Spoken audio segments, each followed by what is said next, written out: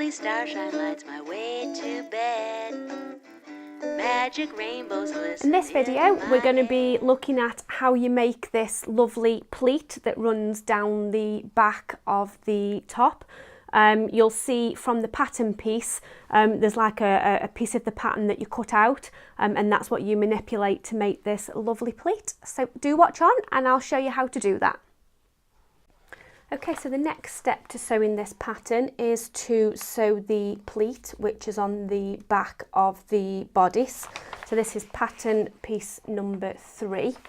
And the paper pattern does give you a guide to show you what direction you're folding the pleat.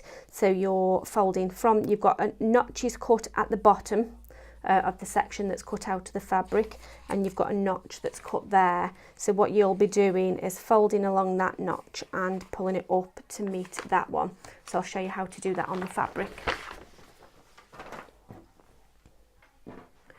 So I'm working with my fabric with the right side of the fabric facing up. So this is the right side that you can see here, and here is the gap that's cut out as shown in the pattern piece. So what I've got is a little notch at the bottom of that gap there, and I've got a little notch at the top there. So what I'm going to do is flip this around just because it's easier to work with. So here's my gap now. The method that I find easiest for putting a pleat in place is to pinch the fabric and fold it along this bottom notch here. So I'm just pinching it in, and then bring that fold line up to meet that notch there.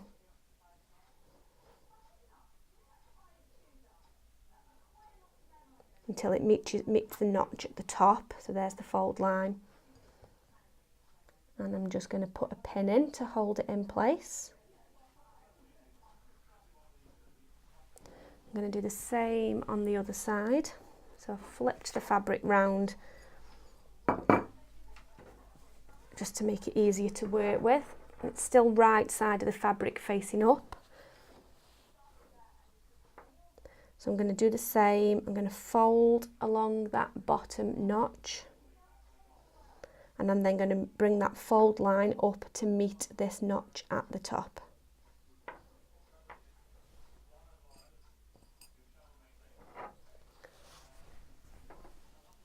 And then I'm just going to put a pin in. So you do end up with little pointy bits sticking up at the top, and that's fine because you'll just be snipping those off. But you can see what I've got there is a pleat in the, an outward pleat in the back of the bodice. Now, to make sure that you've folded the pleat correctly, what I'd suggest is getting the back yoke piece of fabric that you've got cut out, and that will be being attached to this top piece here. So I'd just place it on top to make sure that it looks there or thereabouts, that it's the right size. So that will go along.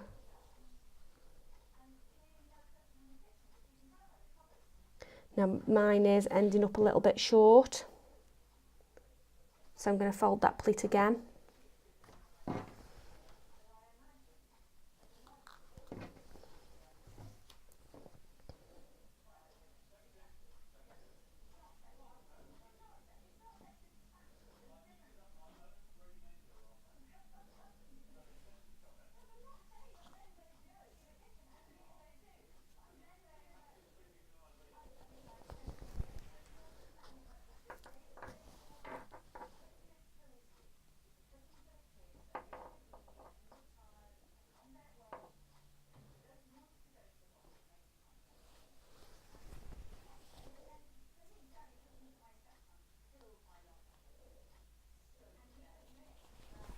Okay, and then I'm just going to check it again and see if it's the right size this time. So I'm getting my yoke,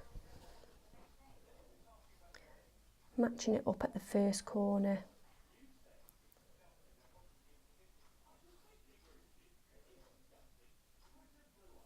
Yeah, that's right, that meets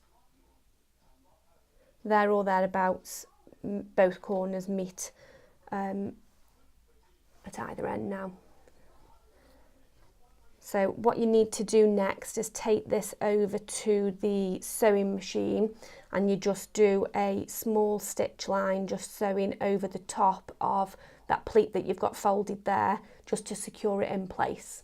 So I'll just take that over to the sewing machine. Okay, so the next step is just to secure this pleat in place just by doing a little stitch line over the top. So you can see here is I've got the fabric right side facing up again, and you can see the pleat there just in the background, and there's the pins holding it in place. So I am sewing it at just slightly less than 1 centimetre seam. You can see there's the 1 centimetre seam allowance. And I am starting the needle so that the stitch line starts just before where the fold of the pleat is. I'm going to put my stitch length back up to normal length, so 2.2. And what I'd suggest is holding the pleat with your fingers there, just to help to ensure that that doesn't get scrumpled up behind the sewing foot as you're sewing. There you go, so I've just gone over the pleat now. I'm going to do a back stitch. I don't very often keep pins in as I'm sewing, but I am on this. You do run the risk of the needle hitting one of the pins and breaking, but there isn't really any other way that you could ensure that that pleat stays folded as you sew over it.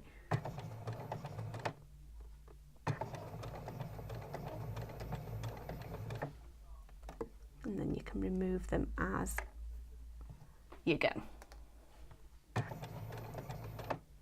So I'm just coming to the end. I can see under my presser foot the fold of the pleat, and I'm just going to do a back stitch and snip that off.